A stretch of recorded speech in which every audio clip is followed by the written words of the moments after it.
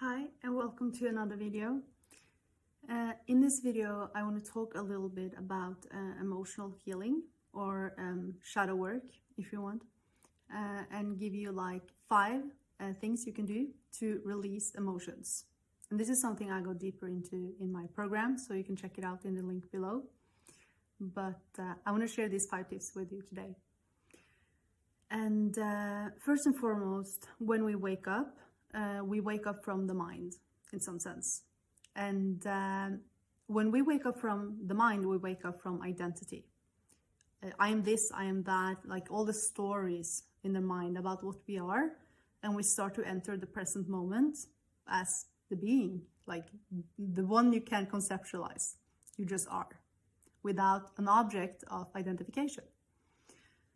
And what lies between you, your true self, your true nature and identity is actually shadow material. It's pain, it's suffering, it's separation. But it feels like that when we start waking up, right?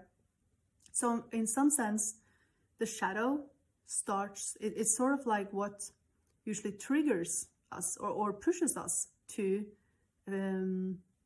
let go and follow this path of spirituality. And the pain is sort of like the fuel for us to let go and surrender to what we really are. So it has a function in a sense, and we can be grateful even for the pain, even though it's not comfortable in the moment. And when I went through the dark night of the soul, I didn't know that I was actually on this kind of path, but I knew that something inside of me was dying and it was painful. And what I did was, first and foremost, I did a lot of toning.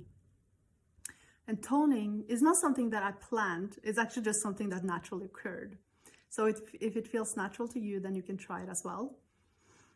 And it is to just open my mouth and see what sounds come out from the kind of aspect or the pain that is moving through me.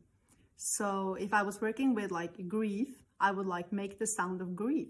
I would allow the sound or the pain to express itself through sound.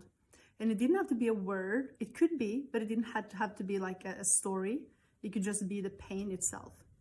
So like all this noise, I'm not going to do it now, but if you're alone, or maybe you can do it with other people too. And in retreat groups and stuff, people do it together. This is just like, just letting go of the sound that you need to make in that moment. It can be like sound of irritation. It can be sound of shame. It can be sound of guilt. It can be like a sound of fear. It can be like any sound. Like you don't have to label the sound. You can just let the sound itself, however it needs to. So that's the first one. And the second one is to listen to sad music. So I used a lot of sound. When I think back, I did that a lot. And I listened to a lot of like sad music, like from movies that I watched, like Lord of the Rings and Lion King.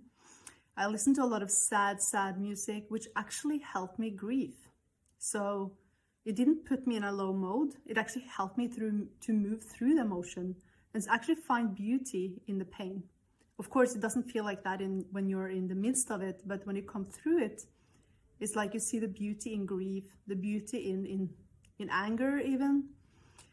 So using music that actually, like if you can't express it, like let the music express it. When I was super angry, I listened to rock, like heavy, like rock music, heavy metal music, and it actually helped me with my anger.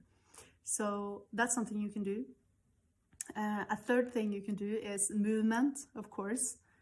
Some people like this more than others, but I recommend that you dance, you walk, you run, maybe you box, something that makes the energy move through you. Let the energy just express itself, however it needs to.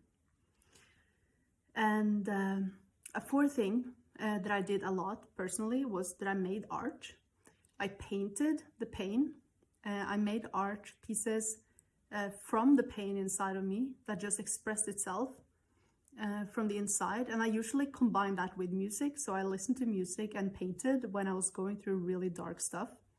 So some kind of creative work can actually be very beautiful. or be a very it can become beautiful too, but it can be a powerful way to like allow it to flow through you and onto something that you are that you can express it at. I don't know how to put that, how to construct that sentence, but like I believe pain is a rejected life force. It's a rejected part of source that's been trapped and suppressed and denied. And if you allow it to come forth and show you what it has, then it's usually very valuable what comes out. Like valuable, it means it's love. It's actually suppressed and distorted love that's been captured inside of you. That feels painful because it's so rejected. Yeah, so the last one, I had to think a little bit. That was breath. Of course, there are many other ways, but that's the one I want to share today. Is breath work. Like using your breath and breathe into the pain and feeling into the actual emotion. And the breath is powerful because it connects the mind and the present moment with emotion. And if you use like deep belly breathing, it can be really, really releasing for painful emotions. And one last tip that I want to give is to move when you feel a lot of pain. Like sometimes we don't even know what it is. We just know that it feels uncomfortable. And if you're going through an authentic awakening, you will face this at some point, I believe. At least everyone else are. So what we have to do is, what helps us a lot is moving out of the mind and into the actual emotion body, the pain body. Like let go of the actual story, at least in a moment. Maybe there's a situation that you have to handle or fix. Then you can handle that afterwards or before, or you don't have to mix it in with emotion. So you can actually just process and feel into the emotion without the mental story about it. And then you can actually handle the situation afterwards if it's possible to do something about. So that was what I had for today. And again, if this resonates, then you can check out my services in the link in the bio, and also leave a comment below and let me know if you have tried any of these tips. And until next time, much love and namaste.